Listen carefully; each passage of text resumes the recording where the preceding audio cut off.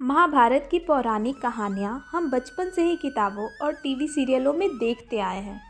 लेकिन कुछ कथाएं ऐसी भी हैं जिन्हें आपने ना कभी पढ़ा होगा और ना ही सुना होगा। ये कथाएं अपने आप में अद्भुत है। आज इस पौराणिक कथा में हम आपको सुनाएंगे एक कहानी जब हनुमान जी ने भीम को अपने शरीर के 3 बाल दिए। जानिए क्यों।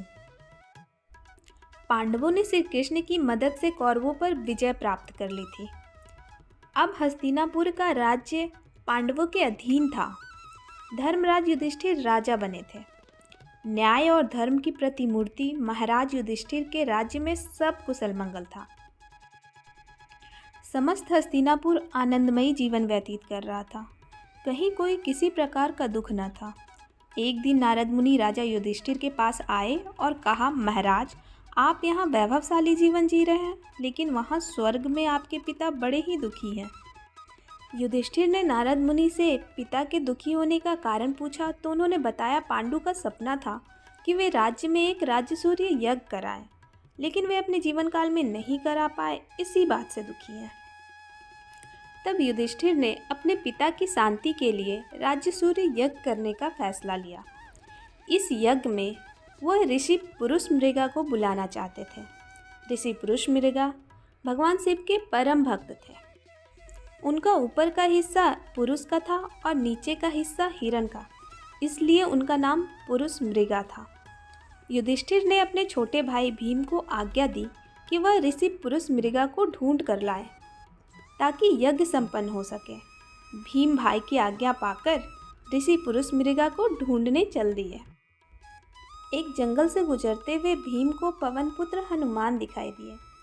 चूँकि भीम भी पवन के पुत्र थे तो इस नाते हनुमान और भीम दोनों भाई हुए। हनुमान जी ने अपने छोटे भाई भीम को अपने शरीर के 3 बाल दिए और कहा, ये बाल तुमको मुसीबत से बचाने में मदद करेंगे।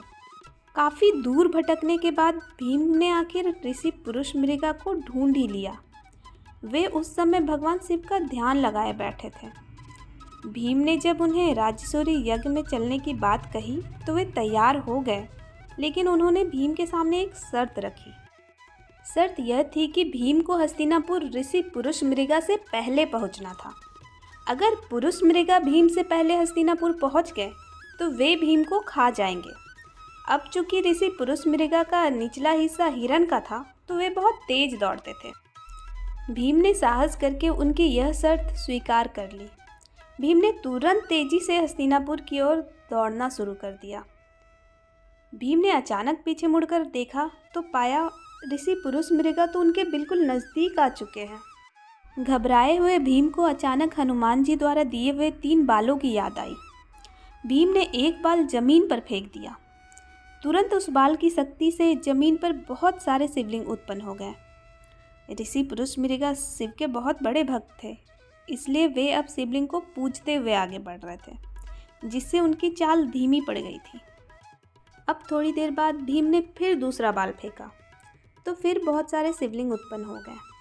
इसी तरह भीम ने ऋषि पुरुष मृगा को पीछे रखने के लिए एक एक करके 3 बाल फेंक दिए। लेकिन जैसे ही भीम महल में घुसने ही वाले थे तभी पुरुष मृगा ने उनके पाँव पीछे से खींच लिए और भीम के पाँव महल से बाहर ही रह गए। अब पुरुष मृगा भीम को खाने के लिए जैसे ही आगे बढ़े तुरंत वहाँ राजा युधिष्ठिर और भगवान कृष्ण आ गए। तब ऋषि पुरुष मृगा ने युधिष्ठिर से कहा कि अब आप ही न्याय करें। राजा युधिष्ठिर ने अपना फैसला सुनाया कि भीम के पाँव ही महल से बाहर रहे थे, इसलिए आप भीम के सिर्फ पैर खा सकते हैं। युधिष्ठिर के इस न्याय से पुरुष मृगा बेहद खुश हुए और उन्होंने भीम को जीवन दान दिया। फिर मंगलपूर्वक राज्यसूय यज्ञ संपन्न हुआ और ऋषि पुरुष मृगा सबको आशीर्वाद देकर फिर से अपने रास्ते पर निकल पड़े। दोस्तों, इस तरह की और रोचक कहानियाँ सुनने के लिए मेरे चैनल को सब्सक्राइब करें। धन्यवाद।